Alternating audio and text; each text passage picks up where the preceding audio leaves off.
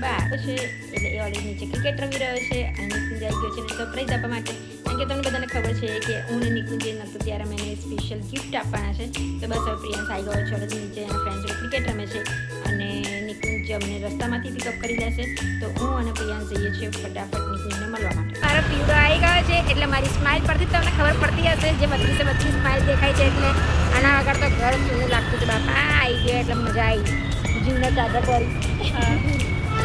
મજા આવી નાખી અરે વાહ જોરદાર તારે હવે અમે જઈએ છીએ તમને લોકોને તો ખબર જ છે જે પ્રિયાંશ નથી ખબર એ તો જઈએ છીએ અમે બાર પીવડાને લઈને લેટ્સ ગો પીવુ આજે બાપ દીકરાની વાતો પતી નહીં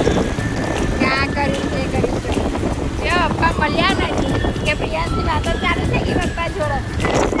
ચોરાફળીની લારી જોઈ એટલે પહેલાં તો અમે પહોંચી ગયા મસ્ત ચોરાફળી ખાવા માટે ત્યાંથી પછી ગયા પીવું માટે ફોન લેવા દુકાન જઈને તમે સમજી જ ગયા હશો તો આ ખુશીના ફેસ પર જોઈ શકો છો તમે લાઈફનો ફર્સ્ટ ફોનની ખુશી જો ભાઈના મોઢા પર કેવી દેખાય છે